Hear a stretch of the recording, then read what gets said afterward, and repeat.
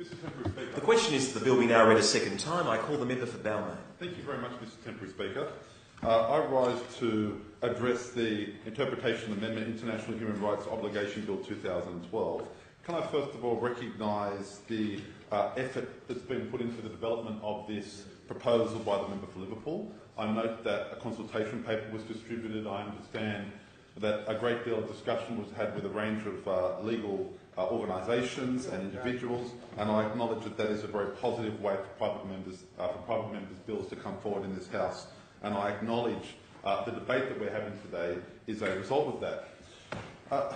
Mr Temporary Speaker, it seems to me that we're having a debate about a piece of legislation that isn't a piece of legislation, a proposal that actually isn't before the House. It seems to me that we're having a pretty broad-ranging discussion, but in essence this is an incredibly modest bill. It's a bill that simply seeks to provide additional guidance when there is some ambiguity around legislation. It's not a Bill of Rights, even though we Greens and myself support a Bill of Rights. In fact, I would love to be having a debate about a Bill of Rights because I believe that's a very important step forward, would be a very important step forward for the state of New South Wales. And it would actually make a very solid contribution towards protecting civil and political rights. To improve the protection of civil and political rights. I think an important point that I'd make, first of all, is that this proposal, this bill can't lead to any outcomes which are inconsistent with acts of parliament. There's been a lot of discussions how it's undermining sovereignty and the democracy will be threatened by this. But there cannot be inconsistencies with the acts of parliament. It's simply about interpretation because, and I'll just go through and make some points about that. As you know, we don't have a Bill of Rights here in New South Wales. Quite right. So there's no parliamentary or there's no democratic direction to the courts on what those rights should be. There isn't one. Basically, we know that this bill is seeking to address that. It's seeking to address that.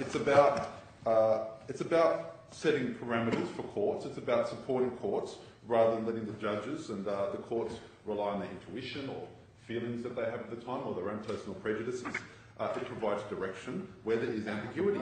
And I note the engagement of members of the legal community, and I wanted to address some of those that were raised by the member for Liverpool in his second read speech because I think they deserve further discussion and inquiry. The President of the Law Society, Justin Dowd, relayed to the member for Liverpool some points, and I quote from the second read. This is from the Society's Human Rights Committee. The committee congratulates you on your proposal to amend the Interpretation Act 1987 to require courts to construe legislation in a manner that is consistent with human rights obligations and strongly encourages you to introduce a private member's bill. The committee supports the enactment of the Human Rights Act in New South Wales, but notes if passed, this amendment would represent a significant advancement, etc. The point here is very important.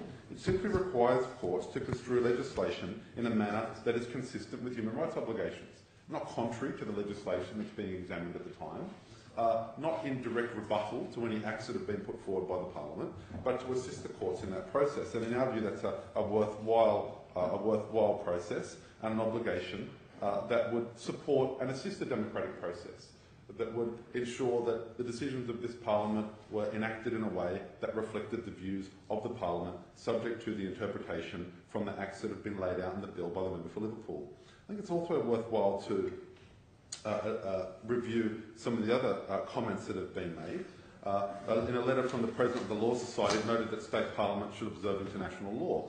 In the country as a whole, the country as a whole is bound by obligations, and I quote from the member's second read from the letter from the President of the Law Society, enacting such legislation as that which you suggest would see Australia moving towards complying with its international obligations, a positive thing.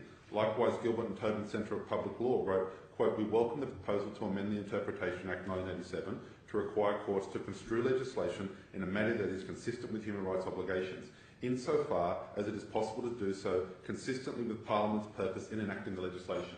A key point, Mr Temporary Speaker. Insofar as it is possible to do so consistently with Parliament's purpose in enacting the legislation. So, Mr Temporary Speaker, it seems to me that the debate we've had today is about a Bill of Rights. It's about a whole range of other matters, but this very modest bill, which the member for Liverpool has brought to this House, restores Parliament, in fact, to its proper place. It sets out a proper basis for human rights interpretation when there is uncertain or ambiguous legislation. They're the terms, as far as I understand it, of the bill that's been proposed, that it actually ensures that around this area of uncertainty there is a proper basis for interpretation, using the treaties that have been laid out in the bill.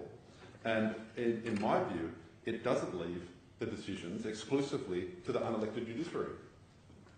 The Parliament sets the tone, the Parliament sets the basis for this interpretation, and it's not up to the unelected judiciary to decide interpretation.